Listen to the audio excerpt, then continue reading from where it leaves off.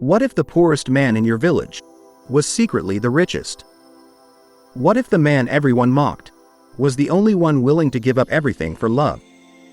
This is the story of a beautiful village girl who rejected wealth and married a man with nothing, only to uncover a fortune hidden behind humility. In the days when the Harmattan winds still carried the whispers of ancestors, there existed a village called Adaeze, nestled between the vast savanna and the edge of the great forest. This was a place where red earth met green leaves, where women balanced clay pots on their heads with the grace of dancers, and where the evening fires told stories older than memory itself. In this village lived a girl named Adaeze, which means daughter of the king, though she was anything but royalty. Her parents had named her in hope, not in truth, for they were among the poorest families in all of Adaeze. Her father had died when she was but 7 harvests old, leaving her mother, Mama Nakem, to raise 3 children alone. They lived in a small hut with walls of dried mud that cracked in the dry season and leaked in the rains. Their roof was patched with palm fronds that needed replacing every year, and their cooking pot was so old it had been passed down through 3 generations. But Adaeze was beautiful. Not the kind of beauty that shouts and demands attention, but the quiet kind that grows on you like the gentle morning sun. Her skin was smooth and dark like the richest soil after rain. Her eyes held a kindness that made even the hardest hearts soften. When she smiled, it was as if the whole village brightened, and when she walked to the stream with her water pot, young men would find excuses to be near the path, hoping for just a glimpse of her. Her beauty, however, became both blessing and curse. Mama Nakem grew worried as Adaeze turned 17, then 18, then 19. In their village, girls were usually married by 15 or 16, but no suitable suitor had come forward. The wealthy men of the village wanted wives who came with dowries, goats, chickens, farmland, or at least a family name that carried weight. Adaeze had none of these things. She had only her beauty, her kindness, and her skilled hands that could weave the finest baskets in 3 villages. "What will become of you, my daughter?" Mama Nakem would sigh, watching Adaeze grind cassava in the evening light. "What will become of you when I am gone? Your brothers will have their own families to care for. A woman without a husband is like a tree without roots. The first strong wind will blow her away." Adaeze would smile and touch her mother's weathered hand. "Do not worry, Mama. The ancestors will provide. What is meant for me will find me." But Mama Nakem did worry. She worried every day and every night, until the worry carved lines deeper into her forehead and turned more of her hair to silver. Now, at the edge of Adaeze, in a part of the village where even the poorest felt fortunate not to live, stood the smallest, most wretched hut you could imagine. It was here that Chidi lived. If Adaze's family was poor, Chidi was destitute. He owned nothing but the clothes on his back, a sleeping mat so thin you could see the ground through it, and a small farming plot that yielded barely enough yams to keep him from starving. Chidi was not handsome. His face was angular and plain, marked with scars from childhood illness. He was thin, too thin, for people whispered he often went hungry. His clothes were patched upon patches, and he walked with a slight limp from an old injury. But his eyes were different. They held a depth, an intelligence, a quietness that spoke of thoughts running deeper than the river Niger. No one knew much about Chidi. He had appeared in the village 5 years earlier, a stranger with no family, no connections, no story. He spoke little, worked his small farm, and kept to himself. The village children sometimes mocked him, calling him Chidi the Ghost, because he moved so quietly and seemed to have no past. The adults simply ignored him, as people often ignore those they deem beneath notice. But Chidi noticed everything. He noticed when old Papa Okafor's roof collapsed and quietly helped repair it in the night. He noticed when the widow Obioma had no firewood and left a bundle by her door before dawn. He noticed Adaeze. He had noticed her from the very first week he arrived in Adaeze. He would watch from a distance as she helped her mother in the market, as she drew water from the stream, as she sat beneath the Iroko tree weaving her beautiful baskets. He watched the kindness in her eyes when she gave half her meager lunch to a beggar child. He watched her patience when teaching her younger sister to braid hair. He watched, and his heart, that lonely, guarded heart, began to hope. But what could he offer her? He was Chidi the nothing, Chidi the nobody. A girl like Adaeze deserved a man of substance, a man of means. So he loved her from afar and said nothing. Meanwhile, Mama Nakem's worry grew into desperation. Adaeze was now 21, considered far too old for marriage by village standards. The whispers had begun. Perhaps there was something wrong with her. Perhaps she was cursed. Perhaps she was too proud. Mama Nakem felt the weight of these whispers like stones upon her chest. Then came the day that changed everything. A wealthy merchant named Okonkwo from a neighboring village had heard of Adaeze's beauty. He was a man of 50 years, fat and loud, with 3 wives already and a reputation for cruelty.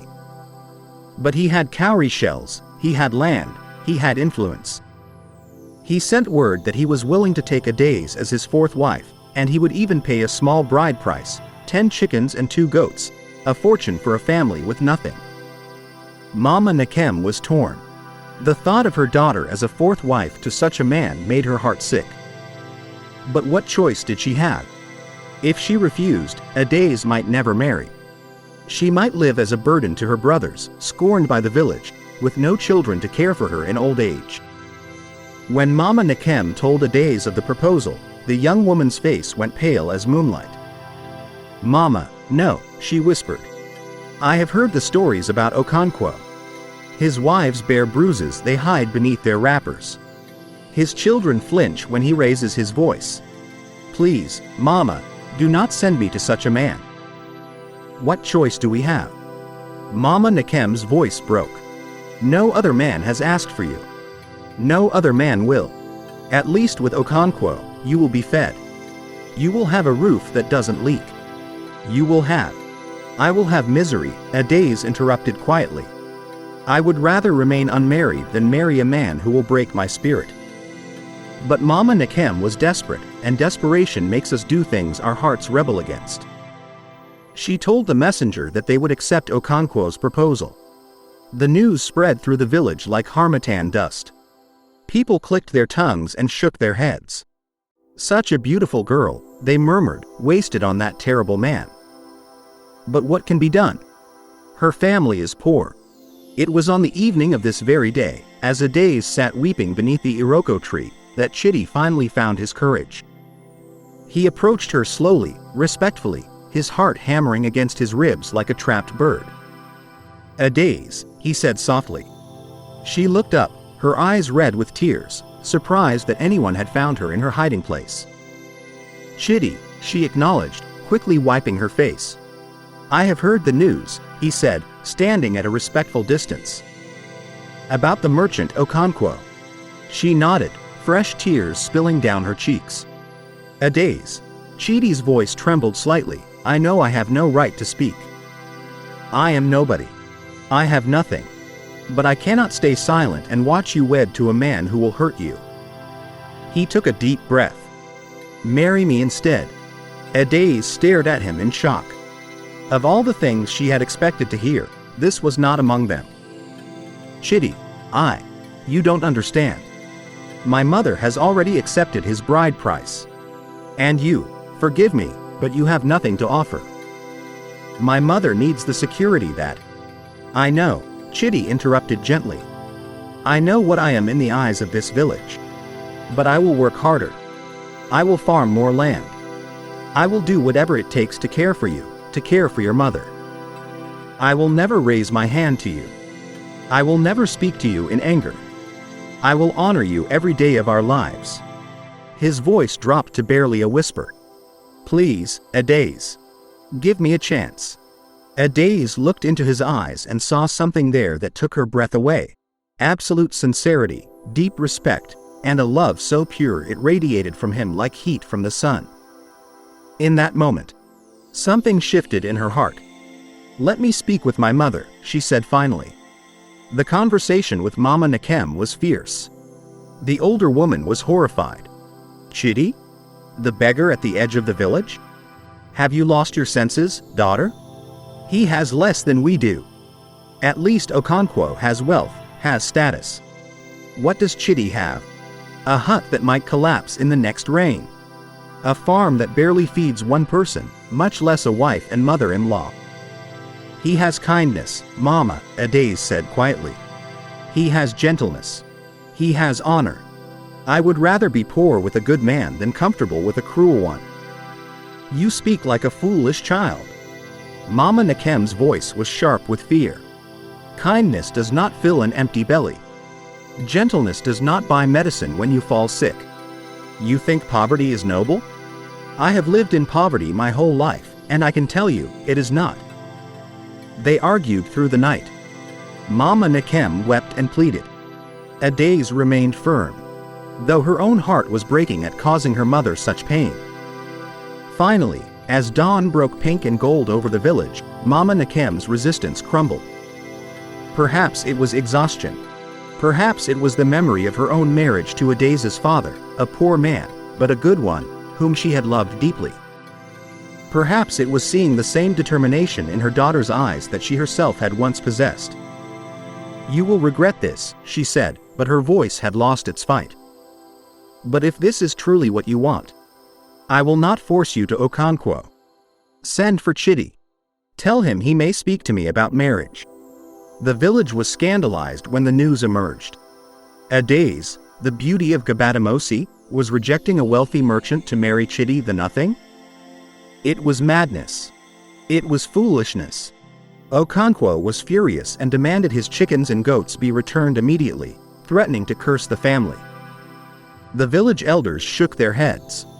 The women pitied poor Mama Nakem. The men laughed at Chidi's audacity. But Chidi, for the first time since arriving in Gabatamosi, smiled a smile that reached his eyes. The wedding was the smallest, simplest affair the village had seen in years. There was no celebration, no feast, no dancing. Chidi had no bride price to offer, so instead he promised to work Mama Nakem's farm in addition to his own, to care for her as his own mother. The ceremony was witnessed by only a handful of people, Mama Nakem, Adaeze's siblings, and old Papa Okafor, who had always been kind to Chidi. As Adaeze moved her few possessions into Chidi's tiny hut, she heard the whispers of the village women. Poor child. She has thrown her life away. Before the year ends, she will be begging in the market. That first night as husband and wife, Chidi and Adaeze sat together in the small space that was now their home. The walls had cracks wide enough to see the stars through. The roof had holes that would drip when the rains came. Their dinner was a small portion of yam porridge, barely enough for one person, which they shared between them. Adaeze, Chidi said softly, I know this is not what you dreamed of. I know I have given you poverty instead of comfort. But I promise you this, every day, I will work to make your life better. Every day, I will honor the choice you made. Every day, I will thank the ancestors that you are my wife. Adaeze took his rough, work-worn hand in hers. Chidi, I chose you not for what you have, but for who you are. We will face whatever comes together. And so their life together began. The first months were hard, harder than Adaeze had imagined. They ate once a day, sometimes less. When the rains came, they had to move their sleeping mat 3 times to avoid the leaks. Adaeze's wrappers became threadbare, and she had no money to buy new cloth. Mama Nakem, living in her own small hut nearby, would sometimes slip them a small portion of food, her face tight with worry and regret. But there were good things too. Chidi was true to his word. He never raised his voice to her. He consulted her on every decision. When food was scarce, he would give her the larger portion and claim he had already eaten. He would rise before dawn to work both farms, his own and Mama Nakem's, returning home exhausted but always with a kind word for his wife. And Adaeze discovered something unexpected. She was happy. Truly happy. Happier than she had ever been. There was a peace in their small home. A gentleness, a respect that she saw other women in the village did not have, despite their finer houses and fuller cooking pots. 6 months into their marriage, something began to change. It started small. Chidi began to disappear occasionally, not for long, just an hour here and there, always after his farm work was done.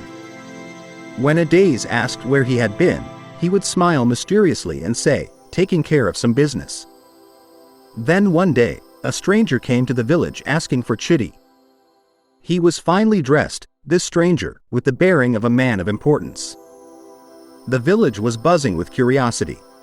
What could such a man want with Chidi the nothing? Adaeze watched from their doorway as Chidi spoke with the man for a long while. She could not hear their conversation, but she saw Chidi nod several times, saw him give the man something, a small package wrapped in cloth.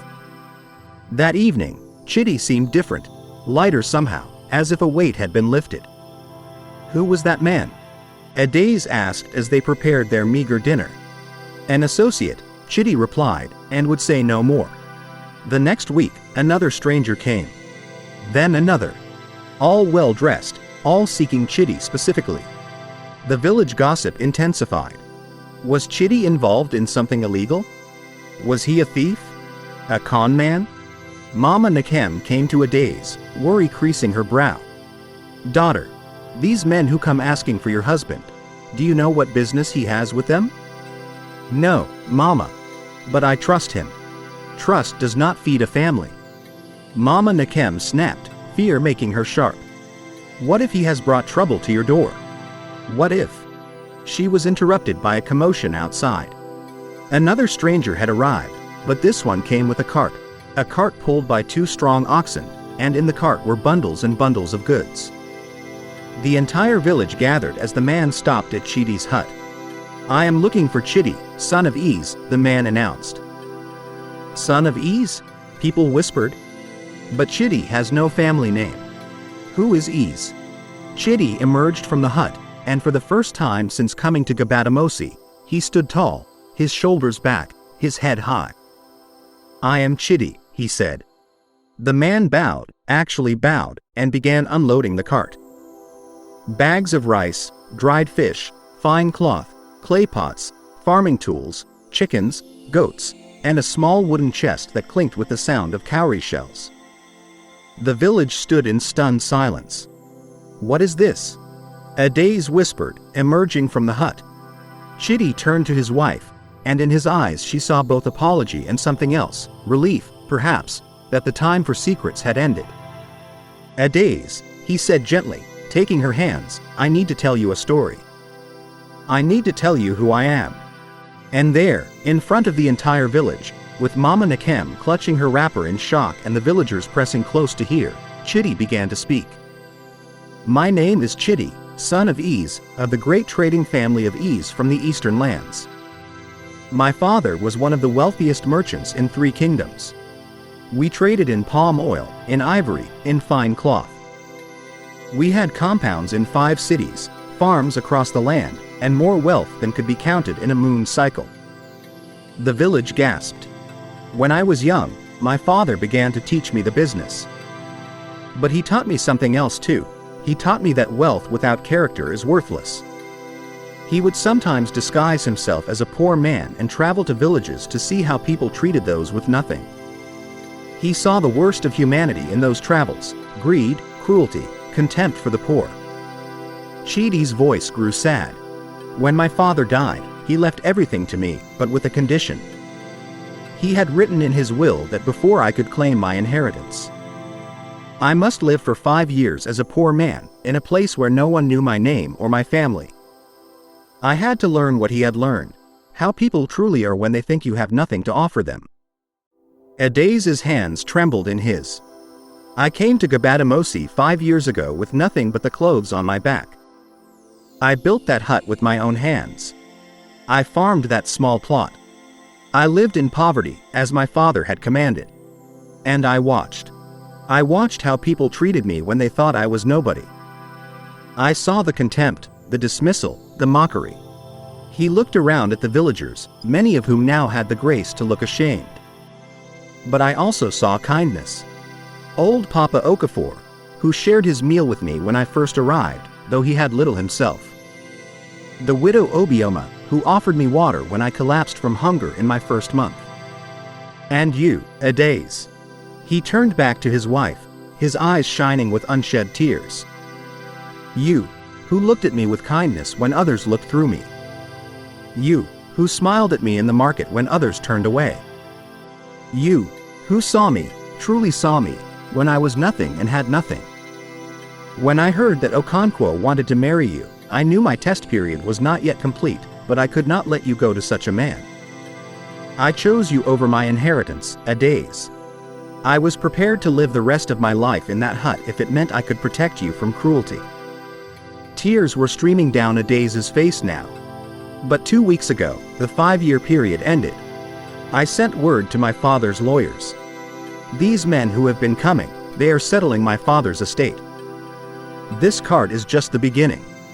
Adaeze, my wife, we are not poor. We have never been poor. I have compounds waiting for us, farms, trading routes, wealth beyond measure." The silence was absolute. You could have heard a leaf fall. Then Mama Nkem began to laugh, a slightly hysterical sound that was part relief, part disbelief, part joy. She sank to the ground, overcome. The villagers erupted in chatter. Some were celebrating, some were chagrined, some were calculating how they might now benefit from friendship with Chidi.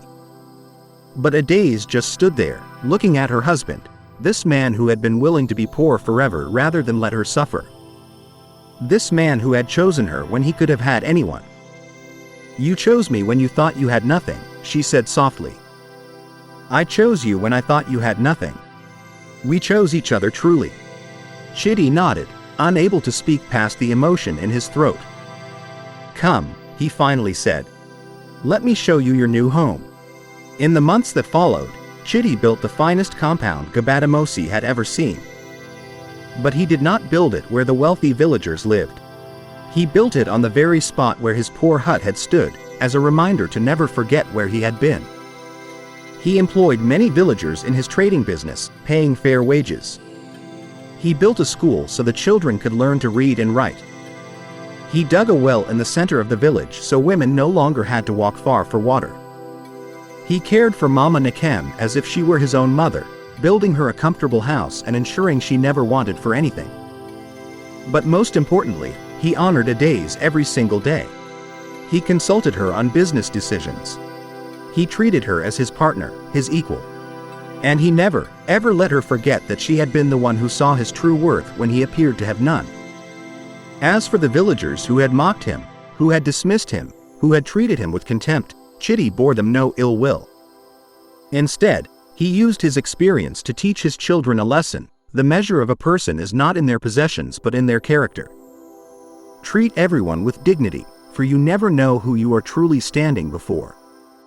And remember, your mother married me when I had nothing. That is the kind of person you should aspire to be. The story of Chidi and Adaeze became a tale told around evening fires for generations. It became a proverb: the poor man's rags may hide a king's heart. It became a warning: do not despise the lowly, for the ancestors may be testing you. And Adaeze? She lived a long and happy life, blessed with children and grandchildren who all inherited her kindness and their father's wisdom. In her old age, sitting beneath the Iroko tree where Chidi had first proposed, she would tell the young girls of the village, "I had a choice between comfort with cruelty and poverty with kindness. I chose kindness.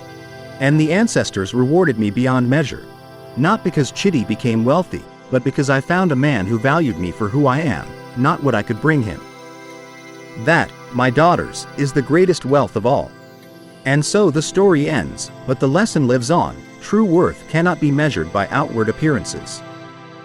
The richest person is not the one with the most possessions, but the one with the most integrity. And love, true love, sees beyond circumstance to the soul within. The ancestors have spoken. May we have ears to hear and hearts to understand.